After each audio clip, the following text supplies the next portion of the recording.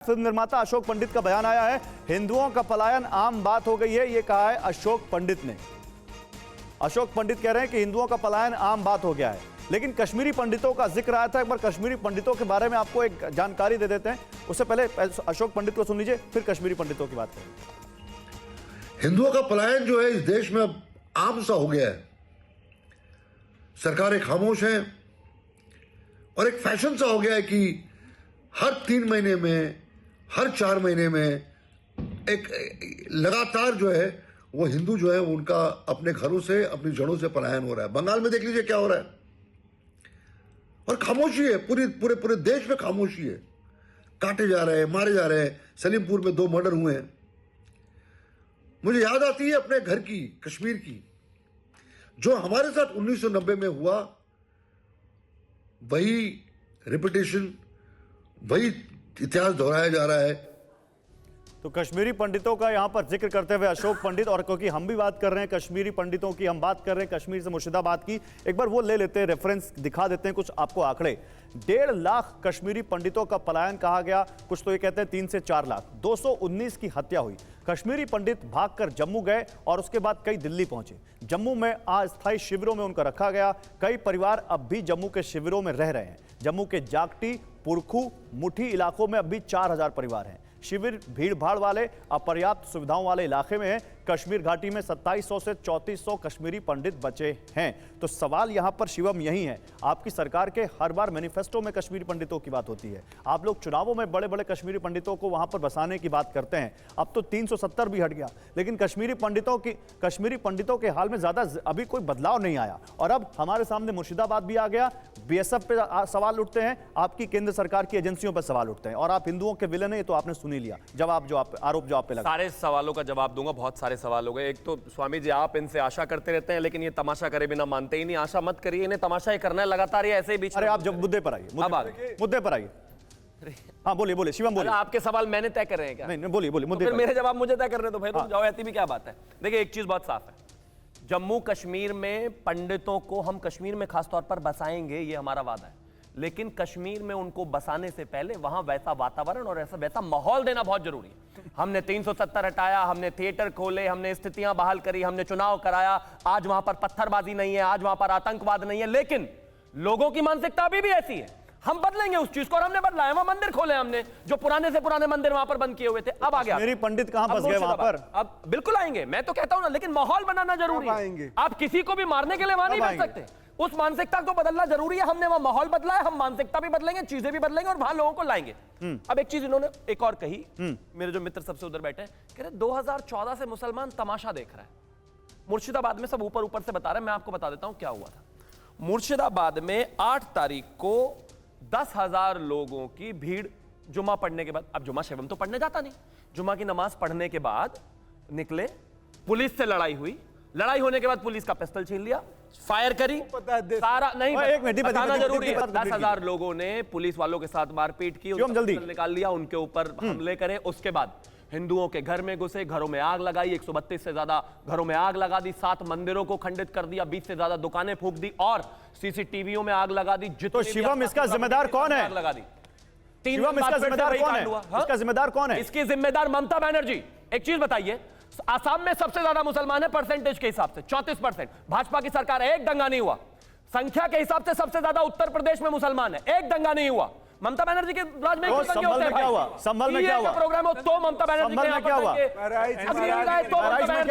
रामनवमी हो तो ममता बनर्जी के यहाँ दंगे तो हो रहे हैं। दंगे ममता बनर्जी करवा रही है, हिंदुओं को मरवा रही है, बिल्कुल साफ बात। नहीं लेंगे। संभल में दंगा हुआ, बहराइच में दंगा हुआ, दंगे तो हो रहे हैं। संभल में क्या हुआ?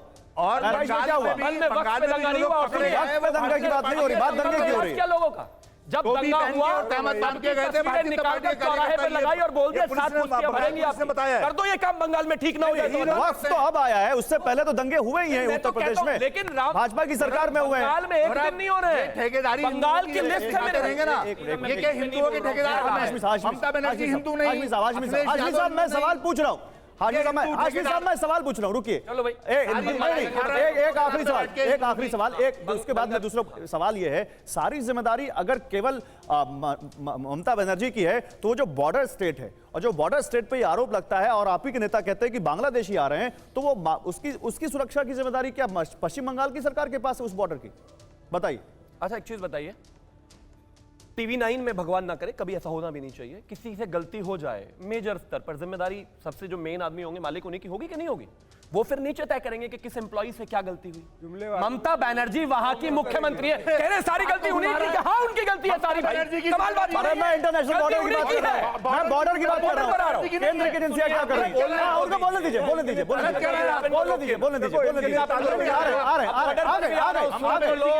सवाल किससे, बताइए। मैं पूछना चाहता हूं, अभी बोला ना कि हिंदुओं की जिम्मेदारी भाजपा की है, हाँ। इन लोगों ने ले रखी है, तो क्या प्रज्वल रेवन्ना भाजपा के नहीं थे? और क्या तुम्हारे कुलदीप सिंह सेंगर भाजपा के नहीं थे? और सर मैं पूछना चाहता हूं, पिछले जितने यूपी में जब से भाजपा की सरकार आई है 17 से, एक परीक्षा इन्होंने करवा दी हो जो लीक ना हुई हो? लेकिन ये मुद्दे से उधर शिवम जवाब दीजिएगा। और कोई कुछ पूछना चाहता है? बोलिए। ये बात मुद्दे की हो रही है जो हम कर रहे हैं, उस पर जवाब शिवम दे देंगे। बोलिए।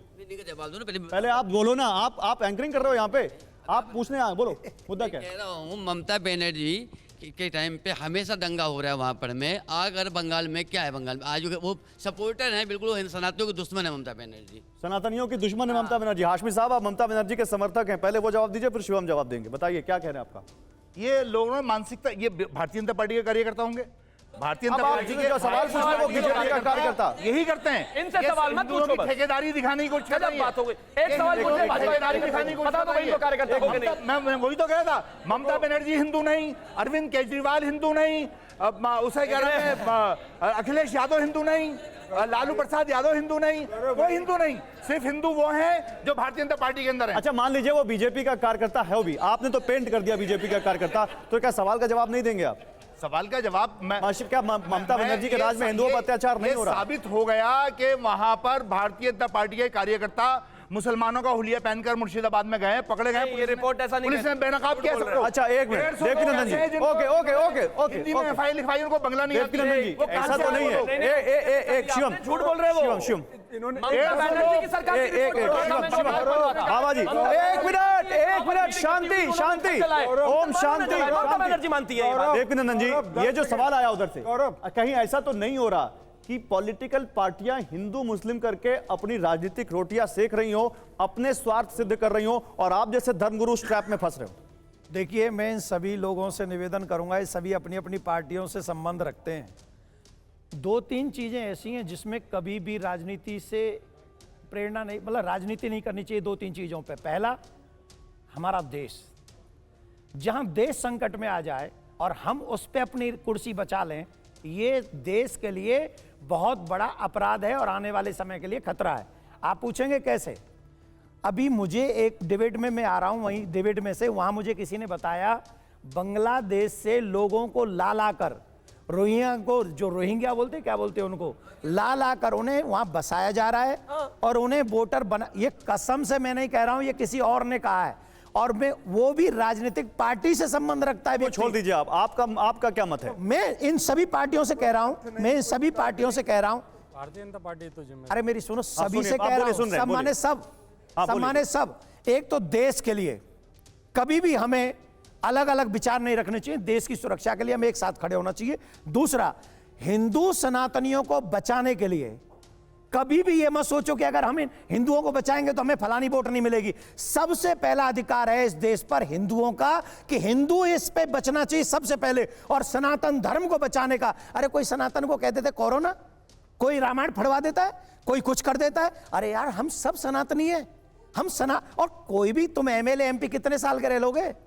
5 साल, 10 साल, 15 साल, उसके बाद क्या होगा?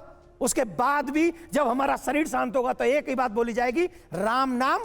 राम नाम, एक मिनट सुन लो मेरी बात, मेरा मैसेज है, मैं किसी को कुछ उल्टा नहीं बोल रहा हूं। राम नाम सत्य, हम सब बोलेंगे, लेकिन जब मेरे साथ पूरे जीवन भर का कोई लेखा जोखा जाएगा तो ये जाएगा कि देश के लिए जब कोई बात हुई थी तो इनका स्टेप क्या था, धर्म के लिए हुआ था तब इनका स्टेप क्या था, और जब माता बहनों की इज्जत लूटी जा रही थी विधर्मियों। अच्छा, मैं एक सवाल आपसे पूछना चाहता हूं, तब इनका स्टेप क्या था? एक सवाल आपसे पूछना चाहता हूं जी। आप गैर सनातनियों को कटघरे में खड़ा कर रहे हैं, क्या सनातनियों में कोई गलत नहीं है?